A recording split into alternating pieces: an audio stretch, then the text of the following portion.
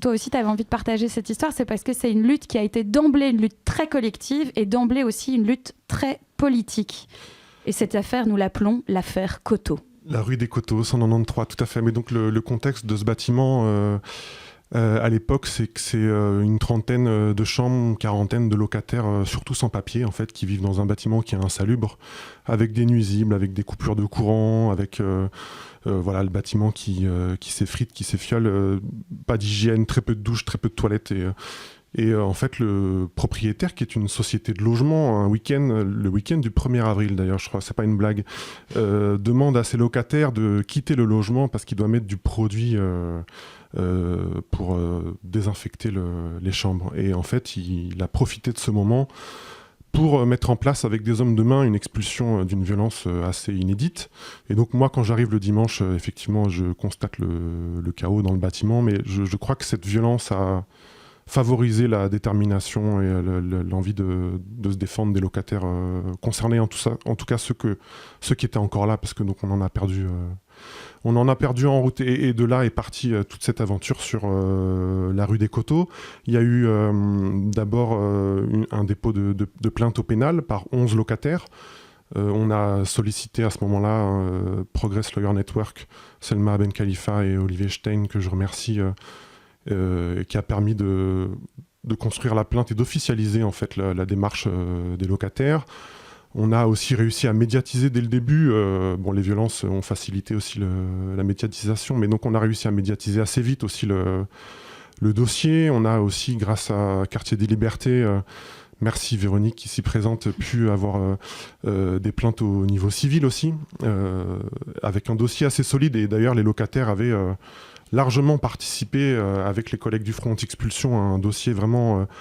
et c'est d'ailleurs dans les premières heures et premiers jours, c'est à ça qu'on s'était attelé, mais donc un dossier avec des preuves et des traces très solides de ce qui s'était passé dans ce bâtiment.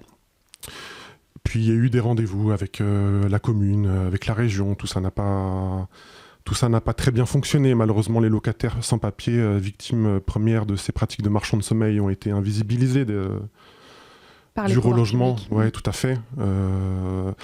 Et en fait, même, on a dû forcer aussi le parquet à accepter cette plainte pénale, puisqu'au début, quand on discutait avec eux, c'était pas gagné d'avance. Et donc, c'était un combat à plein de niveaux. Je voulais aussi dire que c'était quand même un adversaire particulier. J'en dirai pas beaucoup plus, mais avec l'intervention de journalistes d'investigation, de Médor, on a pu cerner la dimension un peu de notre adversaire, qui n'était pas des moindres. Voilà, et donc il y a eu plein d'étapes, plein de rendez-vous, et puis au final, on arrive quand même avec des jugements au civil et au pénal, qui sont vraiment largement favorables aux locataires. Des indemnités, reconnaissance de diverses violences d'intrusion, de toutes les violences qu'ils avaient subies. Il y a des remboursements de loyers, il y avait la confiscation du bâtiment, qui n'a pas eu lieu d'ailleurs, on pourra y revenir. Donc des jugements vraiment plutôt inédits, je dirais. Je ne vais pas dire historiques, mais inédits. Et encore aujourd'hui, 4 ans après, on n'en a pas vu la couleur. Et donc, ça nous questionne vraiment sur l'état de la justice et l'état de l'État, si je puis dire. Ou alors même quand des locataires sont victimes de telles violences et qu'on met en marche un dispositif quand même plutôt solide pour les défendre, 4 ans après, il n'y a rien.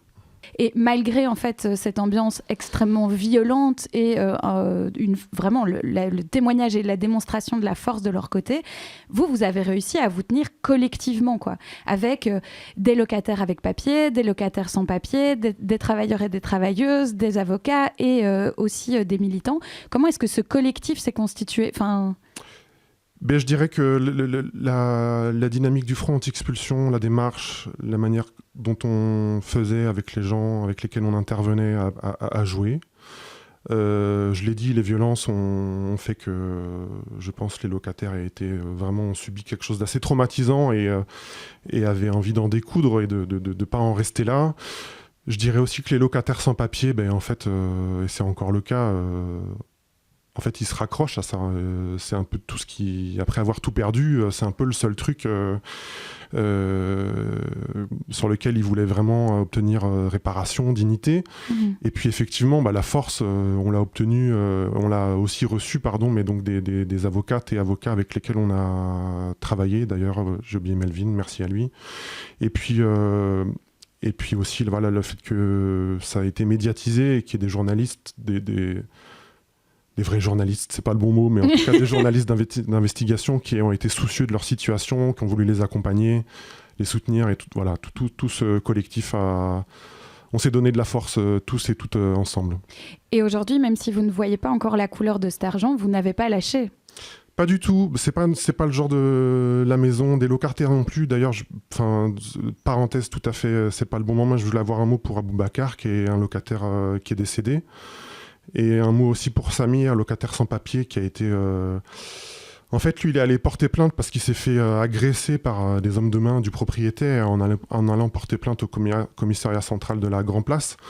Ils ont trouvé la bonne idée de l'arrêter, de le mettre en centre fermé et de l'expulser.